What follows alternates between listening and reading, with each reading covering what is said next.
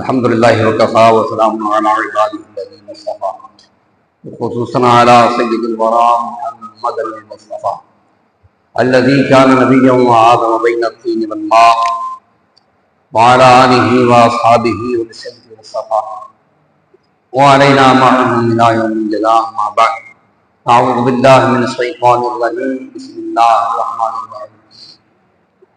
وإذ ابتلى إبراهيم ربه بكلمات فأتمهن قال إني جاعلك للناس إماما قال ومن ذريتي قال لا ينال عهد الظالمين. صدق الله مولانا العظيم. إن الله وملائكته يصلون على النبي يا أيها الذين آمنوا صلوا عليه وسلموا تسليما. اللهم صل وسلم على سيدنا ومولانا محمد وعلى آل سيدنا وحبيبنا ومولانا محمد مبارك وسلم عليه. صلاۃ و سلام علیک یا سیدی یا رسول اللہ وعلی آلک و اصحابک یا سیدی یا رسول اللہ. حضرات گرامی، اللہ کریم جل شانہ کی حمد و ثنا اور اس کے حبیب کریم امام الانبیاء صلی اللہ علیہ وسلم کے دربار میں ہدیہ درود و سلام پیش کرنے کے بعد اللہ کریم جل شانہ کی بارگاہ میں دعا ہے اللہ کریم آج کے یوم جمعہ کی ہماری حاضری اپنی بارگاہ میں قبول و منظور فرمائے اور اللہ کریم اس حاضری کو ہم سب کے لیے باعث نجات بنائے. حضرات گرامی الفضل، اللہ جل شانہ نے اس دنیا میں انسانوں کی ہدایت کے لیے ہمیشہ انسانوں میں سے نبی اور رسول مبعوث فرمائے اور اللہ کریم جل شانہ نے اپنی بارگاہ سے انسانوں کی ہدایت کے لیے کتابیں اور صحائف نازل فرمائے ہیں اور وہ صحائف ہمیشہ انبیاء لے کر آتے رہے ہیں. انبیاء کا صحائف لے کر آنا یہ اس لیے ضروری تھا جیسے آج دنیا میں ہم دیکھتے ہیں کتابیں اور کتابوں کے ساتھ ٹیچر ضروری ہوتے ہیں، اساتذہ ضروری ہوتے ہیں جو کتابیں سمجھاتے ہیں اور جہاں پریکٹیکل کرنا ضروری ہوتا ہے وہاں پر پریکٹیکل کر کے دکھاتے ہیں. ایسا ہی اللہ تعالیٰ نے نبیوں کو بھیجا کہ نبی اللہ کا پیغام جو کتاب کی شکل میں آتا ہے وہ لے کر آئیں اور اس کتاب میں اللہ کے دیے ہوئے احکام پر سب سے پہلے خود عمل کر کے لوگوں کو دکھائیں. نبی اس لیے آتے ہیں اور نبی انسانوں میں سے بھی اسی لیے آتے ہیں کہ انسانوں کے پاس کوئی حجت اور دلیل نہ ہو. کہ نبی کسی اور مخلوق میں سے ہوتا تو لوگ کہہ دیتے کہ یہ تو انسان نہیں ہے نبی، اس نے اگر یہ عمل کر لیا ہے تو وہ کر سکتا ہے، ہم تو انسان ہیں، ہم کیسے کر سکتے ہیں. اس حجت کو ختم کرنے کے لیے اللہ تعالیٰ نے ہمیشہ انبیاء کو انسانوں میں سے مبعوث فرمایا. تو اللہ کریم جل شانہ نے انبیاء کے سلسلے میں ایک ایسی شخصیت، ایک ایسے نبی کو پیدا فرمایا جن کا نام حضرت سیدنا ابراہیم خلیل اللہ علیہ السلام ہے. اللہ نے حضرت ابراہیم خلیل کو بڑی شان اور بڑی عظمت اور بڑی عزت عطا فرمائی اور ایسی عزت عطا فرمائی کہ اللہ کریم جل شانہ نے حضرت ابراہیم علیہ السلام کے بارے میں اعلان فرمایا اذ ابتلی ابراہیم ربہ بکلمات فاتمہن. جب بھی ابراہیم کو اس کے رب نے آزمایا کسی بھی بات کے ساتھ، ابراہیم نے اللہ کے ان احکام کو ہمیشہ پورا کر کے دکھایا. فاتمہن قال انی جاعلک للناس اماما. یہاں تک کہ اللہ کریم نے اعلان فرمایا کہ اے ابراہیم ہم نے تجھے انی جاعلک للناس اماما، ہم نے تجھے لوگوں کے لیے امام بنا دیا. اللہ کریم جل شانہ نے حضرت ابراہیم علیہ السلام سے یہاں تک ارشاد فرمایا کہ وجعلنا فی ذریتہ، اللہ تعالیٰ نے حضرت ابراہیم کی ذریت میں اللہ تعالیٰ نے کتاب اور نبوت کو رکھ دیا. مطلب کیا کہ حضرت ابراہیم علیہ السلام کے بعد جتنے نبی اور جتنے رسول آئے ہیں وہ حضرت ابراہیم علیہ السلام ہی کی اولاد میں سے آئے ہیں. اور آخری نبی جناب محمد رسول اللہ صلی اللہ علیہ وسلم اللہ تعالیٰ نے ان کو بھی حضرت ابراہیم علیہ السلام کی نسل میں رکھا. تو حضرت ابراہیم علیہ السلام وہ شان کے مالک نبی ہیں. اللہ کریم نے حضرت ابراہیم علیہ السلام کو بڑی سخت آزمائشوں میں سے گزارا.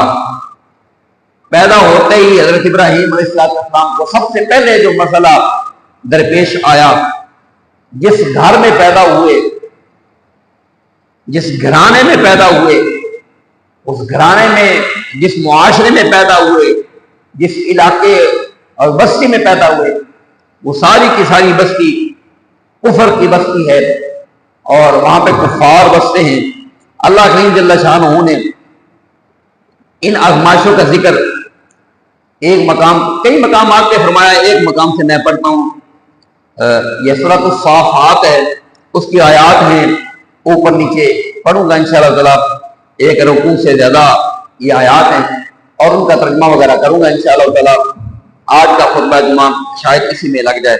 تو آپ اللہ کے کلام کو، قرآن مجید کو ذرا سنیے کہ اللہ کریم نے کتنی تفصیل کے ساتھ قرآن پاک میں حضرت ابراہیم کا اور ان کا ایک قصہ بیان فرمایا.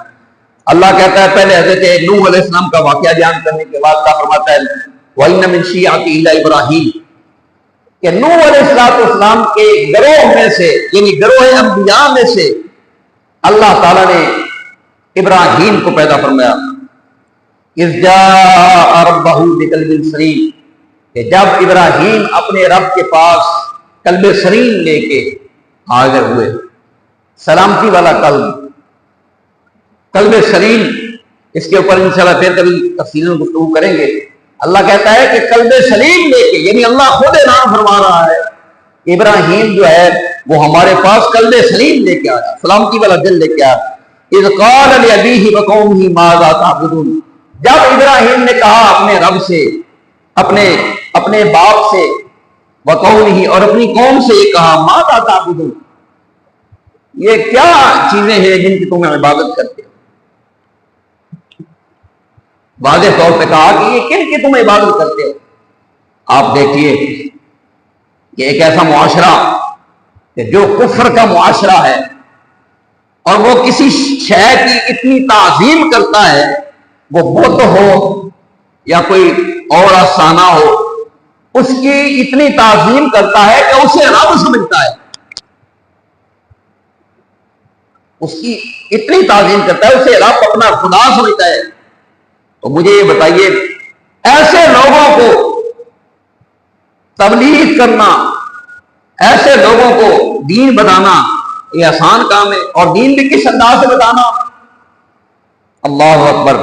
تو حضرت ابراہیم نے کہا کہ یہ کن کی تم عبادت کرتے ہو. اِذْتَنْ آلِهَةً دُونَ اللَّهِ تُرِيدُونَ، اللہ کو چھوڑ کے جھوٹے خدا تمہیں چاہیے. تُرِيدُونَ تم چاہتے ہو، اِذْتَنْ آلِهَةً جھوٹے خدا کا الہ چاہیے، جھوٹے الہ چاہیے تمہیں. فَمَا ظَنُّكُمْ بِرَبِّ الْعَالَمِينَ، تم نے خدا رب العالمین کو کیا سمجھ رکھا ہے، تمہارا اس کے بارے میں کیا گمان ہے کہ یہ تم نے جھوٹے خدا کر رکھے ہیں، اور رب العالمین جو ہے اس کے بارے میں تمہارا کیا گمان ہے، کیا خیال ہے. آگے اللہ فرماتا فَنَظَرَ نَظْرَةً فِي النُّجُومِ، پھر حضرت ابراہیم علیہ السلام نے آسمان پہ نظر دوڑائی اور ستاروں کو دیکھا، رات کا جائزہ لیا کہ رات کا کیسا وقت ہو چکا ہے.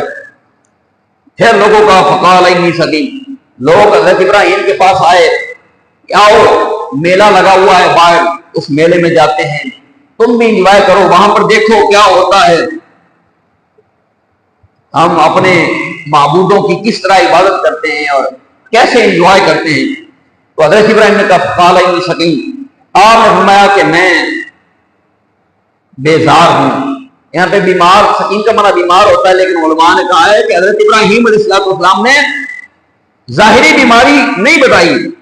لوگوں نے یہ سمجھا کہ آپ نے ظاہری طور پر اپنے آپ کو بیمار کہا کہ میں بیمار ہوں، لیکن حضرت ابراہیم کے کہنے کا مطلب یہ تھا کہ تمہاری یہ جو ڈھول ڈھمکے ہیں، جو تمہارے بنگلے ہیں، جو تمہاری انجوائمنٹ ہے، اور اپنے خداؤں کے نام پر جو میلے ٹھیلے جو تم نے لگائے ہوئے ہیں، اور وہاں پہ مرد و زن کا اختلاط ہوتا ہے اور سارے ڈرامے ہوتے ہیں جو آج ہمیں بھی دیکھنے کو ملتے ہیں، تو حضرت ابراہیم نے کہا کہ ان سے میں بیدار اور بیمار ہوں، تمہارے ان ڈراموں سے۔ فقال ان سکیمن فتولوا عنہ مدبرین، وہ سارے لوگ پیٹ پھیر کے چلے گئے اپنے میلے میں، ٹھیلے میں، اور وہاں پر جا کے انہوں نے اپنا شروع کر دیا انجوائمنٹ اپنے۔ اب اللہ کا پاک کیا فرما، فراغ الی آلہتہم، حضرت ابراہیم جب وہ چلے گئے سارے لوگ، تو حضرت ابراہیم علیہ السلام اکیلے نکلے ان کے الہوں کی طرف، ان کے معبودوں کی طرف، جہاں پر ان کے معبود پڑے تھے، ان کو آگے طرح طرح کی نظر نیاز رکھی ہوئی تھی، ڈھیر لگائے ہوئے تھے نعمتوں کے، نظر نیاز کے، اور خود چلے گئے میلے میں انجوائے کرنے کے لیے۔ تو حضرت ابراہیم علیہ السلام نکلے اور ان کے الہوں کی طرف، معبودوں کی طرف گئے اور ان کو فرمایا، فقال الا تاکلون، تمہارے آگے اتنی طرح طرح کی نعمتیں پڑی ہیں، اتنے کھانے پڑے ہیں، لڈو پڑے ہیں، برفیاں پڑی ہیں، کھانے کے طرح طرح کے لوازمات تمہارے سامنے پڑے ہیں، الا تاکلون، تو تم کھاتے کیوں نہیں ہو؟ ان کے معبودوں کو آپ نے کلام فرمایا اور بتوں کو، پھر فرمایا مالکم لا تنطقون، تمہیں کیا ہوا، تم بات بھی نہیں کرتے؟ وہ تمہیں الہ سمجھتے ہیں، اپنا معبود سمجھتے ہیں، تمہاری پوجا کرتے ہیں، عبادت کرتے ہیں، اور تمہارا حال یہ ہے، نہ کھاتے ہو، اور اگر بات کی جائے تو آگے سے جواب بھی نہیں دیتے ہو۔ بات ذرا توجہ سے سنیے، اللہ کے نبی توحید کے بارے میں، اللہ کی وحدانیت کے بارے میں اللہ کے نبی کتنے سنجیدہ ہوتے ہیں، اپنی جان کی پرواہ نہیں کرتے اللہ کے نبی۔ پورا معاشرہ کفار کا ہے اور ان کے یہ خدا ہے، الہ ہے، وہ ان کے سامنے منتیں مانتے ہیں، مددیں مانگتے ہیں، سجدے کرتے ہیں، ان کی عبادت کرتے ہیں، نظر و نیاز دیتے ہیں، اپنا الہ سمجھتے ہیں انہیں، اور اللہ کے نبی ان کے ساتھ کیا سلوک کر رہے ہیں۔ حالانکہ آپ کو پتا ہے کہ معاشرہ کیسا ہے، یہ ساری بستی جس میں میں رہتا ہوں، ان کے یہ الہ ہیں، ان کے یہ معبود ہیں، ان کی وہ عبادت کرتے ہیں، لیکن حضرت ابراہیم کہتے ہیں کہ تمہیں کیا ہے، تم بولتے نہیں ہو۔ فراغ علیہم ضربا بالجمیل، بس اتنا کہنے کے بعد حضرت ابراہیم علیہ السلام نے کلہاڑا اٹھایا اور ان سارے بتوں کو پاس پاس کرنا شروع کر دیا، توڑنا شروع کیا، ٹکڑے ٹکڑے کیے۔ اور قرآن پاک میں ہی دوسرے مقام پہ آتا ہے الا کبیرہم، سب کو توڑ دیا سوائے ان کا جو بڑا تھا، بڑا بت تھا، اس کو چھوڑ دیا، باقی سارے توڑ دیے۔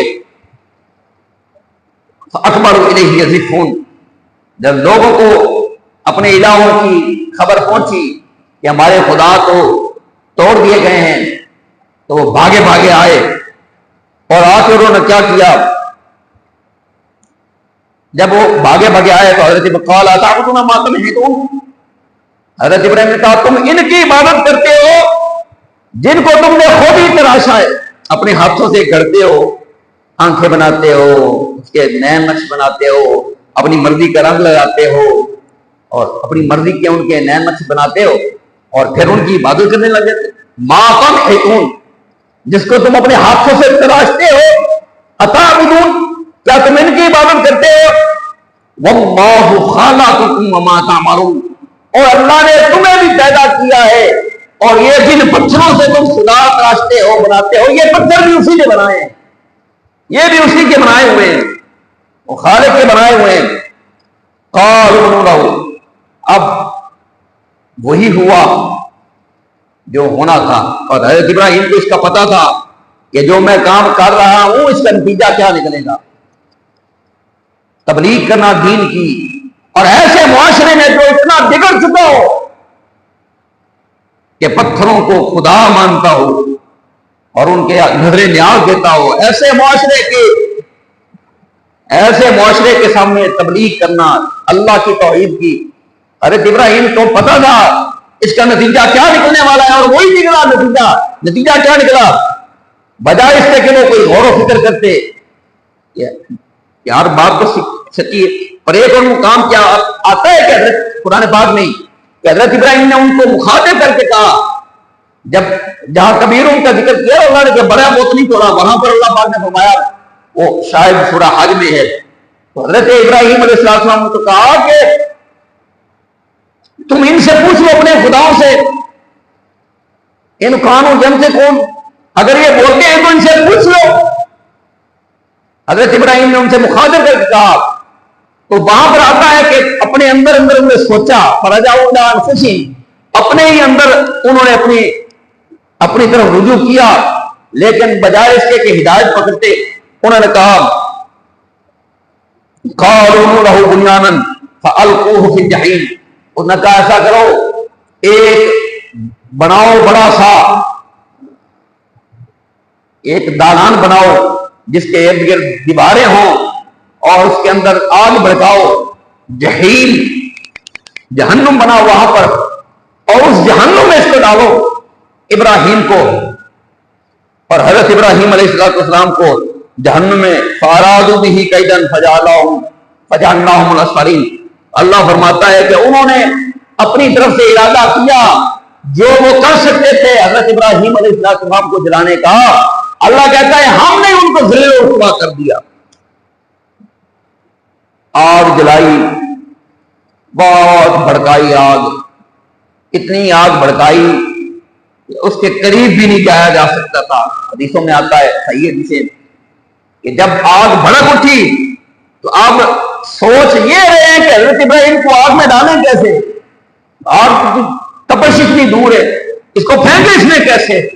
تو پھر ابلیس صاحب شیطان ایک انسانی شکل میں، بوڑھے کی شکل میں آیا اور اس نے یہ مشورہ دیا، ایسا کرو ایک کپڑا لو، بڑا سا کپڑا لو اور اس کپڑے کے اندر ابراہیم کو ڈالو، اور ڈالنے کے بعد ایسے جھولا دے کے اس کو جھولا جھلا کے آگ کے اندر ڈالو۔ یہ ابلیس صاحب نے مشورہ دیا، اتنی آگ جلائی اور آگ کے اندر حضرت ابراہیم علیہ السلام کو ڈالا گیا۔ اللہ اکبر۔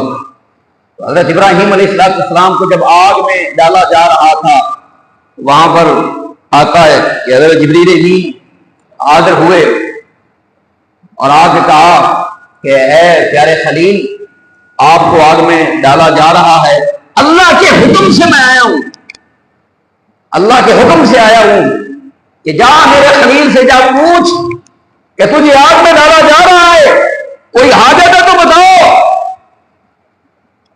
کتنی بڑی آزمائش ہے، کتنی بڑی آزمائش ہے اللہ کی طرف سے کہ ایسے موقع پر جب آگ میں ڈالا جا رہا ہے تو اللہ کی طرف سے جبریل آ کے کہتے ہیں کہ بتاؤ کہ میرا خلیل اب کیا کہتا ہے، یہ کہتا ہے کہ اللہ مجھے آگ سے بچا لے، یہ کہنا چاہیے نا۔ ایسے موقع ہم بھی تو دعائیں کرتے ہیں نا کہ اللہ مجھے اس تکلیف سے بچا لے، یہ مصیبت آنے والی اللہ اس سے بچا لے۔ اور دین دار لوگ جب دین کی تبلیغ کرتے ہیں، اگر حقیقی تبلیغ کریں تو ان کو جب مشکلیں آتی ہیں وہ بھی یہ دعائیں کرتے ہیں اللہ مجھے بچا لے۔ لیکن حضرت ابراہیم علیہ السلام کی یعنی اللہ کی ذات پر توکل دیکھیں اور ایمان کی حد دیکھیں حضرت ابراہیم علیہ السلام کی۔ حضرت ابراہیم علیہ السلام نے جبریل امین سے کہا کہ تجھے کس نے بھیجا ہے؟ مجھے اللہ نے بھیجا ہے، مجھے اللہ نے بھیجا ہے۔ حضرت جبریل کہتے ہیں تو فرمایا اے جبریل، جس خالق نے تجھے بھیجا ہے نا، میرے حال سے وہ مجھ سے زیادہ باخبر ہے، میرے حال کو۔ یہاں پر کسی شاعر نے بڑا کمال کا شعر بھی لکھا، وہ کہتے ہیں کہ حضرت شعراء اپنے انداز میں بات کو بیان کرتے ہیں کہ حضرت جبریل نے جب یہ کہا کہ اللہ کہتا ہے کوئی حاجت ہے تو بتاؤ، تو حضرت خلیل نے کہا جانتا ہے وہ میرا رب جلیل، جانتا ہے وہ میرا رب جلیل، جانتا ہے وہ میرا رب جلیل کہ آگ میں پڑتا ہے اب اس کا خلیل، جانتا ہے وہ میرا رب جلیل، جانتا ہے وہ میرا رب جلیل کہ آگ میں پڑتا ہے اب اس کا خلیل۔ فرمایا میرا رب جانتا ہے آگ میں کون جا رہا ہے، اور پھر آگ میں جب ڈالا گیا حضرت خلیل کو اللہ کریم نے آگ کو حکم دیا یا نارو کونی بردم و سلامن علی ابراہیم، اے آگ وہ خالق اور مالک جس کے آپ اور میں نافرمانیاں کرتے ہیں، وہ خالق ایسی طاقتوں کا مالک ہے، آگ بھی اس کا حکم مانتی ہے، سورج بھی اس کا حکم مانتا ہے، زمین و آسمان کی ہر شے اس کا حکم مانتی ہے۔ اللہ نے فرمایا یا نارو کونی برقم و سلامن علی ابراہیم، کہا اے آگ میرا ابراہیم خلیل آیا تیرے اندر، اس پر ٹھنڈی بھی ہو جا سلامتی والی بھی ہو جا۔ یہاں پہ لکھتے ہیں علماء اگر یہ سلامن کا لفظ نہ آتا آگ اتنی ٹھنڈی ہو جاتی، ابراہیم کو آگ میں ٹھنڈ لگ جاتی، اتنی ٹھنڈی ہو جاتی آگ۔ اللہ نے کہا بردم و سلامن علی ابراہیم، ٹھنڈی ہو جا ابراہیم پر اور سلامتی والی بن جا۔ لیکن حضرت ابراہیم علیہ السلام کو آگ کے اندر ڈالا گیا۔ اللہ کہتا ہے انہوں نے اپنا جو کرنا تھا کر لیا، ہم نے انہیں ذلیل و رسوا کیا۔ اور آگے اللہ کریم فرماتا ہے وہ کام کرنے کا جذبہ پیدا ہو اور اللہ کے احکام کے سامنے جھکنے کا جذبہ پیدا ہو، اور ہمارے اندر بھی اللہ کے حکموں کو ماننے کی تحریک پیدا ہو۔ انشاءاللہ تعالی اگلا جمعہ جو ہوگا وہ انشاءاللہ تعالی امید ہے چاند بھی نظر آ جائے گا، قربانی کی فضیلت کے حوالے سے انشاءاللہ تعالی اس پہ بیان کریں گے۔ قربانی کرنا یہ ان مقدس لوگوں کی یاد کو تازہ کرنا ہے۔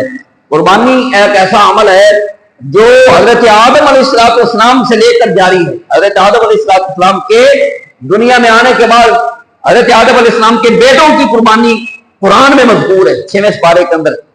قربانی پرانا عمل ہے، لیکن حضرت ابراہیم علیہ السلام کی اس عظیم قربانی کے بعد نبی اکرم امام الانبیاء صلی اللہ علیہ وسلم سے جب صحابہ نے پوچھا ما هذه الوضحیہ یا رسول اللہ کے رسول یہ قربانی کیا ہے؟